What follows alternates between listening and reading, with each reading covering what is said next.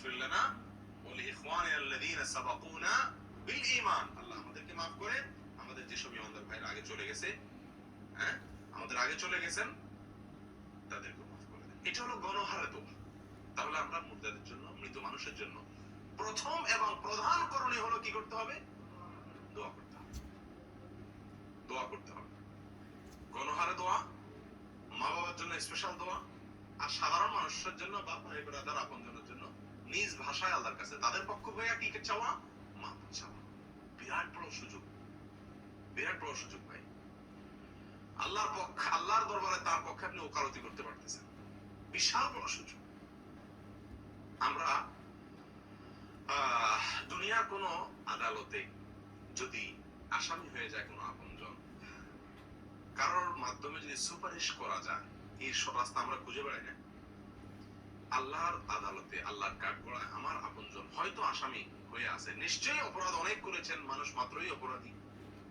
তো এখন আল্লাহ তাআলা আমাকে অনুমতি দিয়ে দিয়েছেন, সুযোগ দিয়ে দিয়েছেন, আমি কি করতে পারি? তার পক্ষ হয়ে আল্লাহর কাছে মাপ চাইতে পারি। অতএব মাপ চাইতে হবে কি হবে না? কিন্তু আফসোসের বিষয় ভাইরা, আমাদের দেশে সকল দোয়াই প্রায় হয়ে গেছে ট্র্যাডিশনাল দোয়া। এর ভিতরে মুর্দা কেন্দ্রিক যে দোয়া, মানুষ মারা যাওয়ার পরে যে দোয়া, এটা আরো বেশি একেবারে আপনার সিস্টেমিক্যাল দোয়া হয়ে গেছে, ট্র্যাডিশনাল দোয়া হয়ে গেছে, সামাজিক দোয়া হয়ে গেছে। কি সেটা? এটার জন্য একজন হুজুর বা একজন মৌলবী, একজন মাওলানা, ইমাম সাহেবকে এনে এলাকার মানুষকে দাওয়াত দিয়ে তারপর আমরা কি করি? দোয়া করি না করাই? করাই।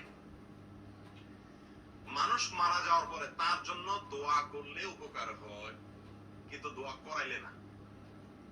করা এক জিনিস আর করানো আরেক জিনিস, চাওয়া আরেক জিনিস। তিনটা জিনিস এখানে: দোয়া করা, দোয়া চাওয়া, দোয়া করানো। তিনটা জিনিস হলো। করা কোনটা? নিজে করা, নিজেরা করা। কথার কথা, আমার বাবা দুনিয়া থেকে নেই, আমরা ভাই বোন যারা আছি, আমরা সবাই মিলে আল্লাহর কাছে তার যার যার মতো করে প্রত্যেকে আল্লাহর কাছে তার কাছে কি চাইলাম? তাদের জন্য মাপ চাইলাম, তাদের প্রতি রহমের দোয়া করলাম। এটা হলো দোয়া করা। এটা তো আয়াত থেকে বুঝলেন, সূরা হাশরের দোয়া থেকে, আয়াত থেকে, যে আল্লাহ তাআলা এই আয়াতের রীতিমতো দোয়ার ভাষাই শিখিয়ে দিয়েছেন যে এই সমস্ত লোকেরা যারা মানুষ মারা যাওয়ার পরে এই দোয়া করে বা এই কথা বলে, তাহলে দোয়া করাটা এটা অনুমোদিত, ঠিক আছে তো? আচ্ছা, দোয়া চাওয়া, চাওয়াটার অনুমোদন আছে না নাই? দোয়া চাওয়া যায় না?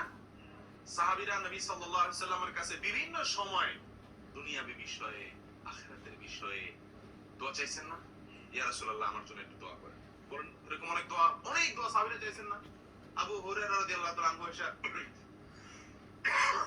বলছেন, ইয়া রাসূলুল্লাহ, আমার মা কাফের, আপনার প্রতি ঈমান আনে নাই।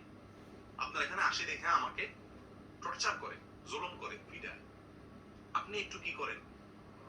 আমার মার জন্য দোয়া করেন। এই যে নিজের মার জন্য নিজে হেদায়েতের দোয়া হয়তো করছেন, আবার রাসূল সাল্লাল্লাহু আলাইহি ওয়াসাল্লামের কাছেও কি চাইতেছেন? দোয়া চাইতেছেন। তাহলে বন্ধু বান্ধবের কাছে একটু যারা নেককার মনে হয়, যাদের দোয়া বেশি কবুল হবে মনে হয়, যারা হালাল ইনকাম যাদের মনে হয়, হ্যাঁ, এই সমস্ত সৎ নেককার মুত্তাকিদের কাছে, ভালো মানুষ যাকে মনে হয় আমার তার কাছে আমি দোয়া চাইতেই পারি, এটা দোষের কিছু নাই। তাহলে দোয়া করা, দোয়া চাওয়া দুইটাই অনুমোদিত। কিন্তু আমাদের সমাজে দোয়া করার চাইতে, দোয়া চাওয়ার চাইতে দোয়া করানোটা বেশি। বিশেষ করে মানুষ মারা গেলে দোয়া করে মানুষ যা তার চাইতে বেশি করায়।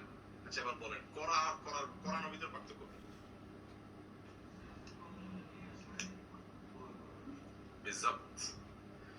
করানো মানে পয়সা দিয়া। করানো মানে কি দিয়া? বলবেন কেমনে পয়সা দিয়া? 200-400 মানুষ দিয়ে আয়না যে দোয়া অনুষ্ঠান করে, সেখানে সবারই পয়সা দেয় নাকি? খাওয়া, জিলাপি দেয়। এখন আর জিলাপির দিন নাই, এখন হলো বাক্সর ভিতরে বিরিয়ানি দেয়, আর না হলে একটা মিষ্টি, একটা সিঙ্গারা, অনেক কিছু মিলে একটা বাক্স দেয়। যাই হোক, একটা কিছু দেয়। সেখানে যে সবাই এই বাক্সের জন্য যায় সেটা আমি বলবো না। অনেকেই বাক্সের জন্য যায়, কিন্তু অনেকে বাক্স ছাড়া যায়। কিন্তু আপনি, এটা একটা সিস্টেমে পরিণত হয়ে গেছে যে আপনাদের সবাইরে আমি ভাড়ায় নিলাম, তো ডাইরেক্ট টাকা তো সবাই দেওয়া সম্ভব না, দিলেও খারাপ দেখা যায়, অন্তত আপনারা কি খান? মিষ্টি টাকা। এটা একরকম বিনিময় হয়ে যায় না? আপনি বলেন আর না বলেন, বিনিময়ের মতো হয়ে যাচ্ছেন। কথার কথা, আপনি 5